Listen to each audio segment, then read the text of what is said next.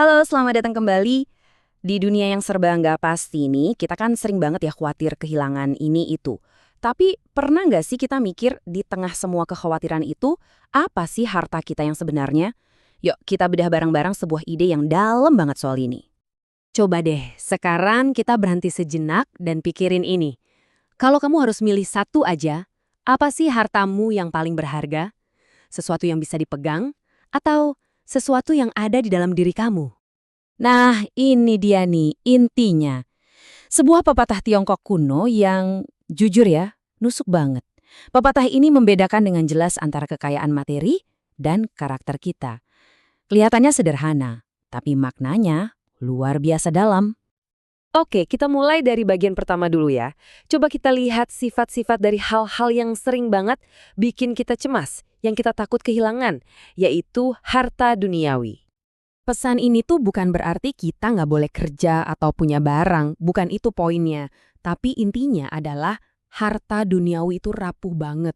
Gampang dicuri, bisa rusak, bisa hilang kapan aja.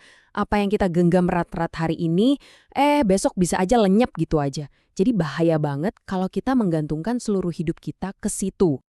Nah, sekarang gimana dengan alternatifnya? Ada loh jenis harta yang lain yang aturannya beda total. Sesuatu yang nggak bisa dirusak oleh waktu ataupun keadaan. Ini nih yang menarik banget, konsepnya adalah kebajikan, kayak jujur, kasih, setia, itu juga bentuk kekayaan. Tapi berangkasnya bukan di bank. Berangkasnya itu ya di dalam karakter kita sendiri. Dan inilah harta yang gak akan pernah bisa dirampas oleh siapapun. Jadi intinya di sini perbedaannya jelas banget ya. Di satu sisi ada hal-hal dari luar yang sifatnya sementara. Di sisi lain ada sesuatu dari dalam diri kita yang sifatnya permanen. Harta duniawi itu bisa lenyap pas krisis datang. Tapi sebaliknya, kebajikan kita justru akan bersinar paling terang saat lagi diuji. Biar lebih kebayang, yuk kita lihat sebuah kisah yang luar biasa banget. Kisah ini nunjukin gimana perbedaan tadi itu kelihatan jelas, bahkan di bawah tekanan yang paling berat sekalipun. Kenalin, ini Ayub. Seseorang yang bisa dibilang punya segalanya. Kekayaannya melimpah, keluarganya besar dan bahagia, badannya sehat. Pokoknya kalau pakai standar dunia, hidupnya udah sempurna banget. Tapi kemudian, dalam sekejap mata, semuanya berubah. Bencana datang. Hartanya ludes, anak-anaknya meninggal, dan tubuhnya sendiri diserang penyakit parah. Semua yang ia miliki dari luar dirampas habis-habisan. Dan disinilah bagian yang paling bikin merinding. Walaupun dia kehilangan semua yang bisa dilihat dan disentuh, ada satu hal yang nggak bisa diambil dari dia. Karakternya, imannya. Harta yang ada di dalam dirinya itu tetap utuh. Nah, respons Ayub ini nunjukin satu hal yang penting banget. Krisis itu nggak membangun karakter, tapi mengungkap karakter yang udah ada. Dari jawabannya kita jadi tahu kan, harta Ayub yang sejati itu bukan ternak atau emas, tapi imannya yang nggak goyah sedikit pun.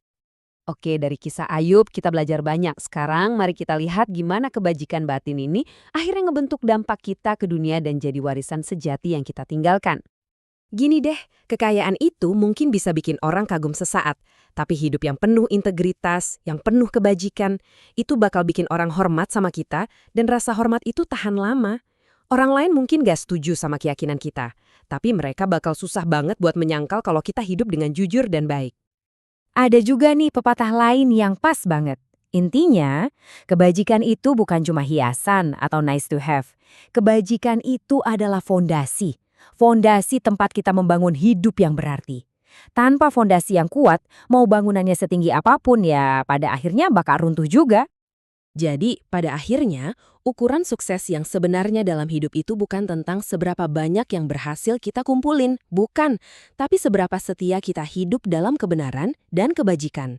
Itulah yang benar-benar bernilai.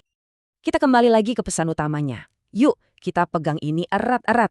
Lebih baik kehilangan semua harta duniawi daripada kehilangan sedikit pun kebajikan. Karena harta, ya harta bisa dicuri. Tapi kebajikan nggak akan pernah.